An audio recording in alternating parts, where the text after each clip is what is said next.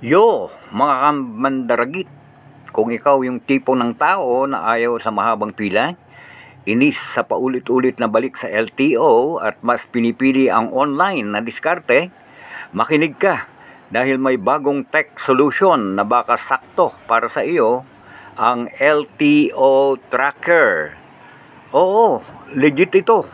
Sa ltotracker.com, pwede mo nang i-check online kung nasaan na ang driver's license o plate number mo.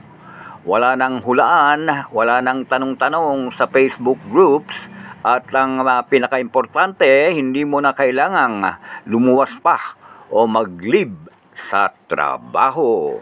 Kapag nakita mong ready na yung lisensya o plaka mo, pwede mo nang ipa-deliver sa bahay mo, parang Shopee. May konting bayad, gamit lang ang GCash o e-wallet.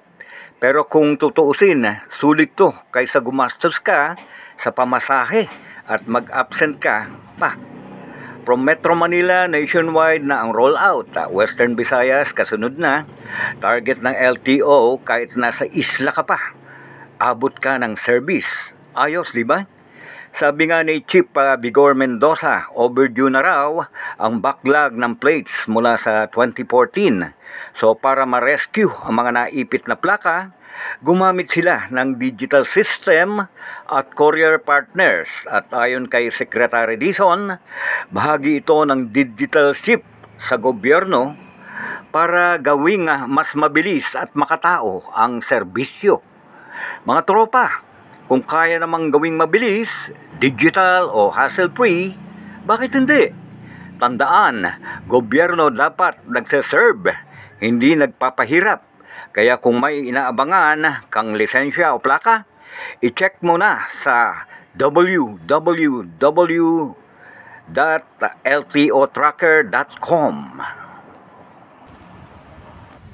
Ako, si Edmund Samaniego Pangilinan ng Mandaragit Files dito sa Elizalde Broadcasting. Kumakalkal ng katotohanan para sa masa. Magkita-kita ulit tayo sa susunod na ulat. Huwag paloko at huwag tutulog-tulog. Mandaragit tayo, boss!